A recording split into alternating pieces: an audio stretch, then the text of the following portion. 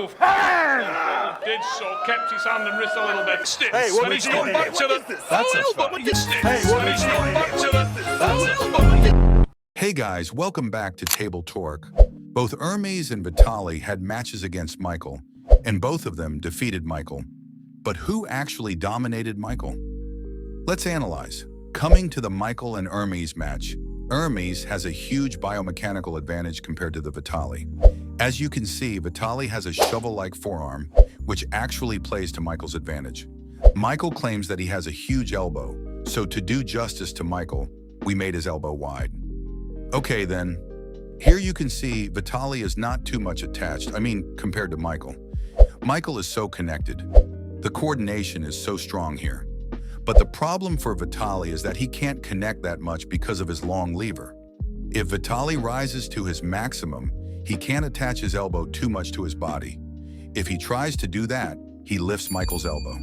If he lets his rise be too sharp, then the way Michael grips, Vitaly's elbow angle will be open too much in the beginning. But if he manages to completely lower his riser into the pistol wrist, he can connect his elbow as much as he wants.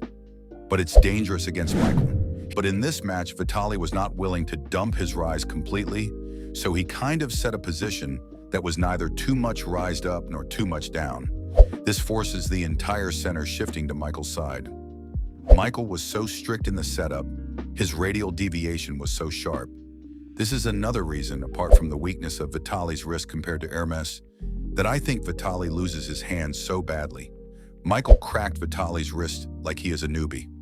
Ermes's wrist is actually very strong compared to Vitaly's. We can actually explain the difference between the hand and wrist using Ermes and Vitaly as examples. We usually talk about the hand and wrist together, but it's not the same. Wrist is something which joins hand to the arm. Vitaly's hand is way stronger than Ermes's. People with strong hands can do a lot of damage to the other guy outside the strap. But when the strap is on, the wrist is what matters. In the past, Ermes's wrist got bullied by many guys. So throughout his journey, he trained his wrist very hard. The biomechanics in the hand also shift in favor of Ermes here. Vitaly isn't just a long-arm guy. He also has a huge hand. When the strap is on, the hand length, from the wrist line to where the fingers start, is much more for Vitaly than for Ermes. When applying hinge physics here, Ermes's finger line is much closer than Vitaly's, so more torque will be experienced by Vitaly if the hand gets attacked in an open arm top roll. Also, looking at the setup, Michael's finger plane is more upward, and Vitaly's is more like it's facing Michael's face, which Michael forces Vitaly to do. Through that, Michael can attack right into Vitaly's hand and wrist. Coming to the Ermes match, you can see here when illustrating their setup, it's very hard to see their knuckles. Ermes doesn't have any kind of problem that Vitaly faces in the Michael match. The center wasn't favoring anyone. Both of their finger planes were even, and this helps Ermes to stop Michael's pronator in the center. But when Michael stretches and rotates, both Ermes and Vitaly lose their hand towards the winning side.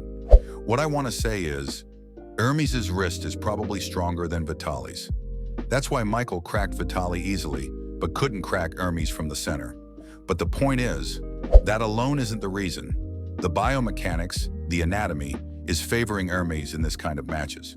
So I think you get an idea about the comparison between their hand and wrist. Now let's talk about their execution in the press. Taking the Ermes match, he almost contained Michael's whole pronation rise belt and climbed soon after the hit. Ermes fully covered Michael's thumb. Michael's grip gets weaker and weaker, his fingers almost dead right there. And Ermes has a dominant hand position before pressing, and he pressed right through it.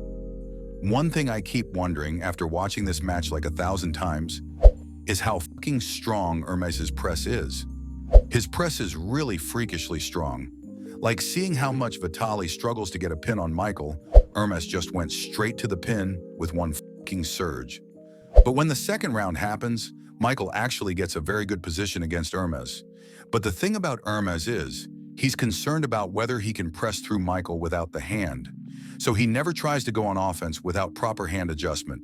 But Vitaly loses his hand and wrist badly and can't get it back from the center. So the only thing left is to attack sideways. Ermes has his wrist before pressing and doesn't lose his pronation. But Vitaly loses his wrist and only has the pronation. Another thing is, Vitaly's fingers are too long and very strong, so it's really hard to weaken his grip. He has his grip solid on Michael's thumb, and Ermes, while pressing, was rotating or pronating his hand. But Vitaly was pushing and squeezing with his primary fingers on Michael's knuckle. Ermes also does something like that in some rounds.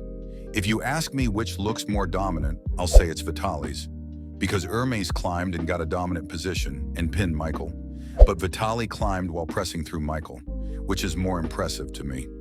Also, Ermes dominated the hand, which makes Ermes' match special too.